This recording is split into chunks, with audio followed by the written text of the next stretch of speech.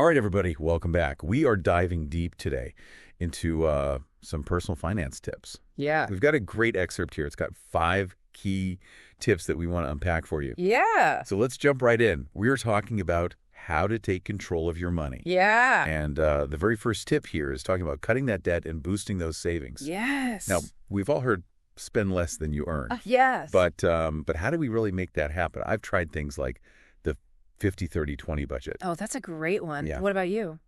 Yeah, I think that is a fantastic place to start. And the reason for that is because it really allows you to just like visualize where your money's going. Right. 50% to your needs, 30% to your wants, and 20% to your savings and debt repayment. Yeah. And I think when you can actually visually see that, it really helps you to prioritize where your money's going. Okay. Yeah, I love that visual too. Yeah, But what about that nagging debt?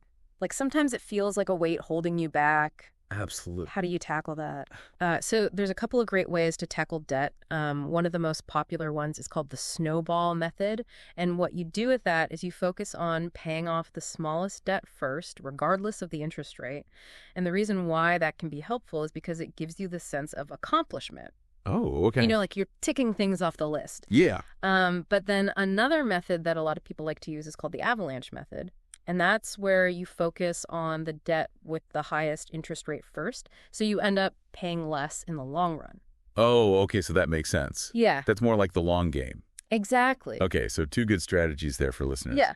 And this excerpt also mentioned this tool called FinWise. Oh, yeah. Hey, have you ever heard of this? Yes, I have heard of FinWise. It's a great app. And basically, you can think of it as your personal finance sidekick. Oh, yeah. So what it does is it helps you to track your income and expenses and set those financial goals that we were talking about earlier. Yeah. And make more informed spending decisions. And a cool thing about this app is it categorizes your spending so you can actually see where your money is going. Okay, so it just takes all the guesswork out of it. Yeah, exactly. Awesome.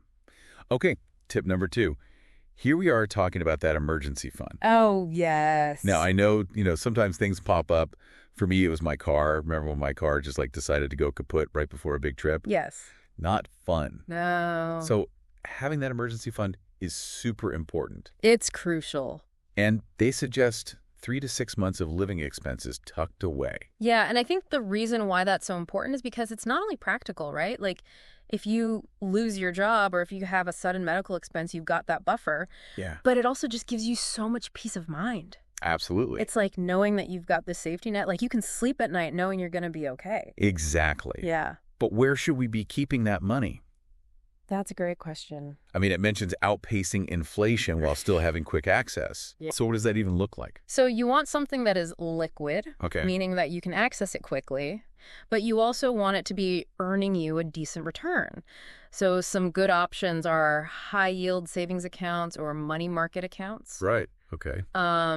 And so those tend to offer a little bit better interest rates than just like your typical savings account at your local bank. Yeah. Okay. Great tip. Yeah.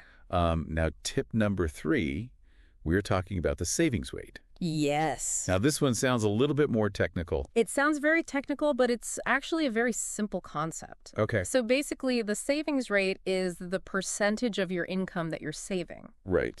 So for example, if you earn our $10,000 after taxes and you're saving our $2,000, then your savings rate is 20%. Okay. So it's like a percentage, like a ratio. Exactly. And it says that even small increases can like make a huge difference over time. Absolutely. It's like leveling up in a game. Exactly. Yeah. So let's say you're increasing your savings rate by just 1% each year. It might not seem like a lot in the beginning, but over the course of a decade, the magic of compounding really kicks in, and you're going to be amazed by how much your savings will grow.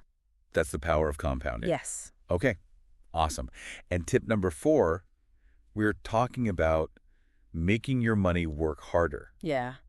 Now, this is what I'm talking about. It's not just about like saving. Yeah. It's about making it grow. Exactly. So how do we do that?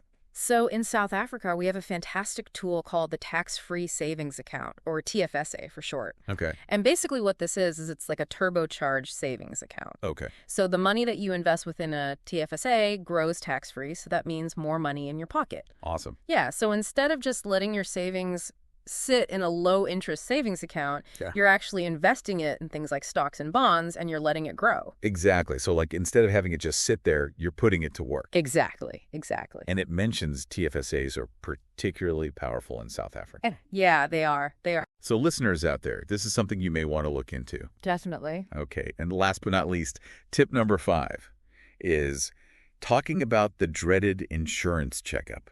Ah, yes. It doesn't sound like the most fun thing to do. Yeah. Why is this so important? So it's really about making sure that you are protected, not the insurance company. Right. Life is full of these unexpected events. Yeah. You get married, you have a baby, you start a business. All of these milestones in your life, they really impact your insurance needs.